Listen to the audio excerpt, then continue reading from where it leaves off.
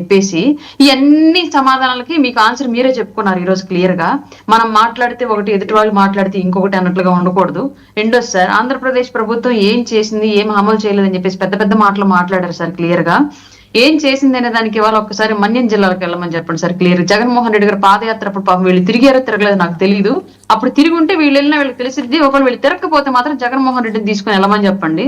మన్యం జిల్లాలో రోడ్లు ఎలా ఉన్నాయి, అలాగే 3 ఏళ్ల పాటు 4 ఏళ్ల పాటు పెంచిన పెన్షన్ సంవత్సరానికి 250 రూపాయలు అని చెప్పుకుంటూ వచ్చిన వీళ్ళు ఇవాళ ఒక్క నెలలోనే గడిచిన అధికారంలోకి వచ్చినటువంటి మొదటి సంతకమే అవ్వాతాతల పెన్షన్ మీద పెట్టి క్లియర్ గా టైం కి టైం అందిస్తూ, వాలంటీర్లు లేకపోయినప్పటికీ కూడా టైం టు టైం పెన్షన్ అందిస్తూ, అలాగే ఉద్యోగులకు కూడా జీతాలు సమయానికి ఇస్తూ, ఎవరి ఖాతాలో నుంచి డబ్బులు కాజేయకుండా పక్క రాష్ట్రాల నుంచి పెట్టుబడులు ఎట్ట తెచ్చుకోవాలి, పరిశ్రమలను ఆహ్వానించాలని పెద్ద ఎత్తున మా ప్రభుత్వం పనిచేస్తుంది. కేవలం ప్రజలు, రాష్ట్ర అభివృద్ధి, ఆర్థిక అభివృద్ధి దీని మీదే మా వాళ్ళ ఫోకస్ ఉంది. అందువల్లే వీళ్ళు రెడ్ బుక్ గురించి మేము మర్చిపోతామేమో ఒకవేళని వీళ్ళు గుర్తు చేస్తున్నారు. ఎందుకంటే వీళ్ళకి ఏమైనా లొసుగులు ఉన్నట్లున్నాయి. ఆ రెడ్ బుక్ లో ఎవరి పేర్లు అయితే ఉన్నాయో వాళ్ళందరికీ వీళ్ళ మీద కక్ష, వాళ్ళ మీద కక్ష ఉన్నట్టుంది క్లియర్ గా. అందుకే ప్రతి ఒక్కరు కూడా రెడ్ బుక్ ను ప్రత్యేకించి ఎప్పుడు అరెస్టులు చేస్తారని చెప్పేసి వీళ్ళు వెయిట్ చేస్తున్నారు. రెడ్ బుక్ లో ఉన్నదంతా కూడా క్లియర్ గా గత ప్రభుత్వంలో చట్టాన్ని అతిక్రమించి ప్రతిపక్షానికి ఉన్నటువంటి హక్కులను హరిస్తూ ఉద్యోగుల దగ్గర నుంచి రాజకీయ నాయకుల వరకు, రాజకీయ కింది స్థాయి కేడర్ వరకు ఎవరైతే యాంటీ గవర్నెన్స్ అంటే వాళ్ళ ప్రభుత్వం ఉన్నప్పటికీ కూడా రాజ్యాంగాన్ని విస్మరించి నియంతల కింద ఎవరైతే వ్యవహరించారో, పైన జగన్మోహన్ రెడ్డి యొక్క వ్యవహార శైలిని చూసుకొని కింది స్థాయిలో అట్లా ఎవరైతే వ్యవహరించారో వాళ్ళ పేర్లు మాత్రమే దాంట్లో ఉన్నాయి. కానీ మా ప్రథమ ప్రయారిటీ రాష్ట్ర భవిష్యత్తు మీద ఉంది కాబట్టి ఫస్ట్ ఆ పని మీద చేసుకుంటూ వెళ్తున్నారు మా నాయకులు. ఖచ్చితంగా అందులో ఉన్నటువంటి తప్పు చేసిన వాళ్ళు ఎవరైతే ఉన్నారో వాళ్ళకి చట్ట ప్రకారం శిక్ష అయితే వేసే తీరుతారు. కానీ దానికి సమయం ఉంది. ఎవరు కంగారు పడొద్దు.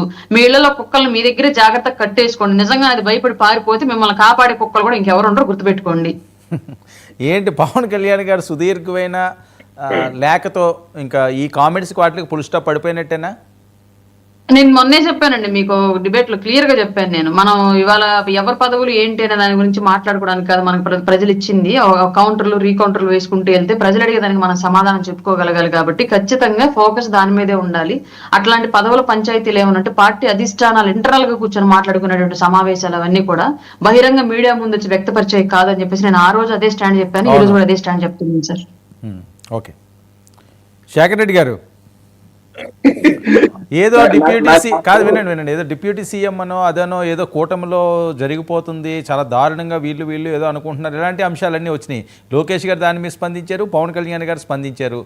మీరు ఏదో ఆశపడ్డ దాని మీద నీళ్లు జల్లేరు వైఎస్ఆర్సీపీ, ఇంక దీని మీద మాట్లాడడానికి ఏం లేదు అని చెప్పి జరుగుతున్న మీడియా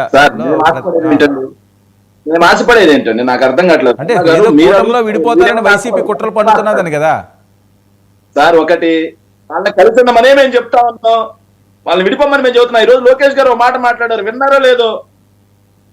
వరుసగా 3 సార్లు ఏదైతే పదవి చేసిన వాళ్ళు 3 సార్లకు మించి ఒకే పదవిలో ఉన్న వాళ్ళు తప్పుకోవాలనే నా పర్సనల్ అభిప్రాయం, రేపు పొలిట్ బ్యూరోలో పెడుతున్నా అన్నారు.